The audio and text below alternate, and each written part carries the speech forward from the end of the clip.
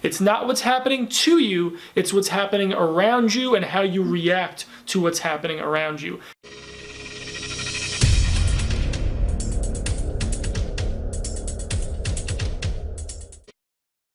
Hey there, and welcome back to the second video in the 10 mindset hacks to rewire your brain for success in business, family, friendship, life, and a whole lot more.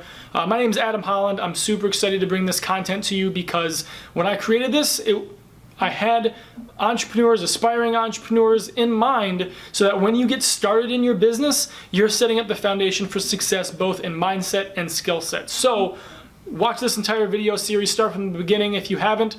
This is luckily only the second video, so you haven't missed much so far. But in this video, we're going to be talking about a concept that completely changed my life in terms of business, family, friendships, like so many different areas, because it involves not just communication, but what I alluded to in the first the welcome video is it's not just your IQ, your intelligence quotient, it's your EQ, your emotional quotient, how you handle things emotionally. For me, just being real, Irish background, okay, Irish heritage, stereotypically, Irish have anger management problems. Not me though, never me, right? No. So what am I getting at here? For me, it was very easy for me to lash out in anger, mostly against myself. Nothing was ever good enough. I was a perfectionist, and I was very, very hard on myself. Quick, like random story.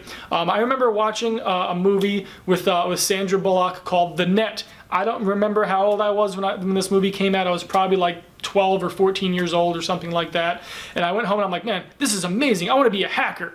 So I went and started messing with the home computer that my mom had purchased, and I messed something up.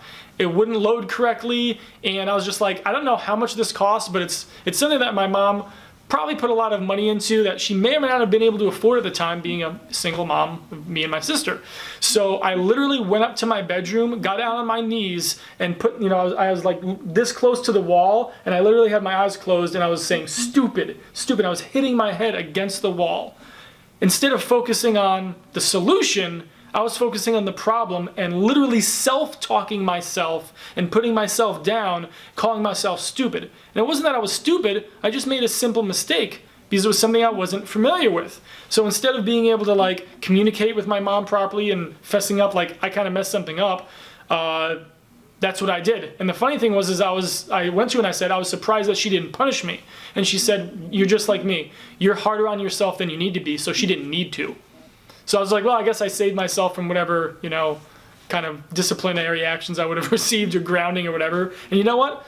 Within the day, we had the thing fixed, right? So it was like I could have spared myself all that pain, all that heartache if I was a little bit more emotionally responsible or emotionally mature.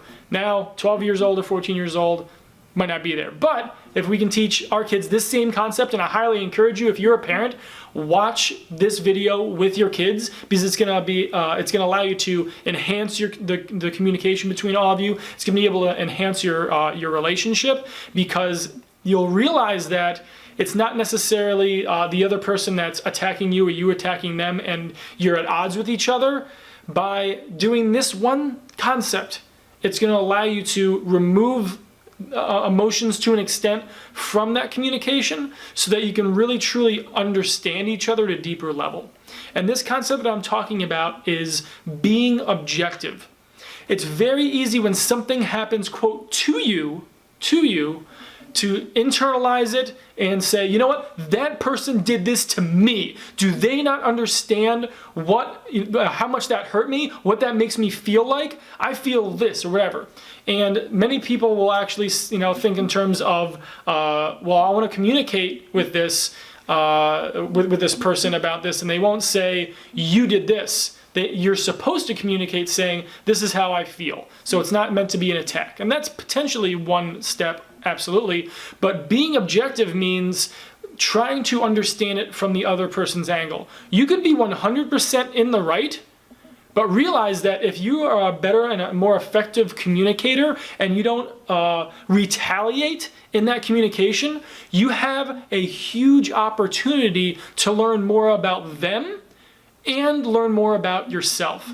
And this is something that I realized, like, I say something, let's say my sister, and she would say something back to me, and I'm just like, wow, like, I'm kind of surprised that she responded that way.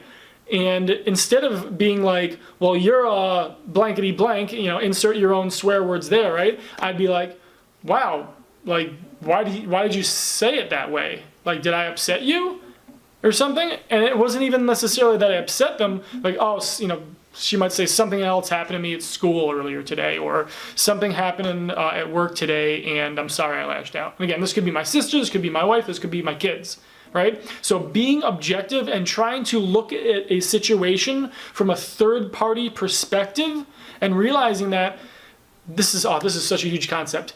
It's not that these things are happening to you, it's what's happening around you, and you objectively thinking from the outside how you respond to what's happening around you.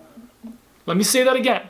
It's not what's happening to you, it's what's happening around you and how you react to what's happening around you. And the best way, and again, this isn't easy. This is not easy by any means, but by being objective and coming from a place of trying to understand where the other person's coming from, I think it's one of the 7 habits of highly effective people. Seek first to understand, then be understood. Okay? So there's so many deep personal stories that I can go into in terms of being objective, but this video series is meant to be on the shorter side, so I'll leave you with that thought process. So be objective and realize, and this goes for, again, business too. I'll give you one more quick example.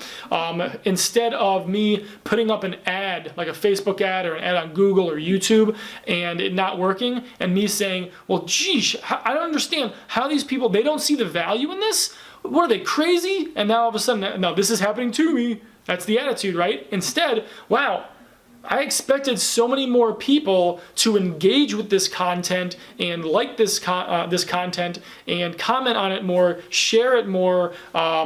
I expected a lot more people to download my free PDF or to opt into my newsletter or sign up for a course that I created or sign up for a coaching program. I expected this. And when reality doesn't meet our expectations, it's easy for us to take it personally. It's easy for us to be down on ourselves. Instead, be objective and think from the outside, well, wow, I guess I didn't package this in such a way that made it very enticing to that person. Right?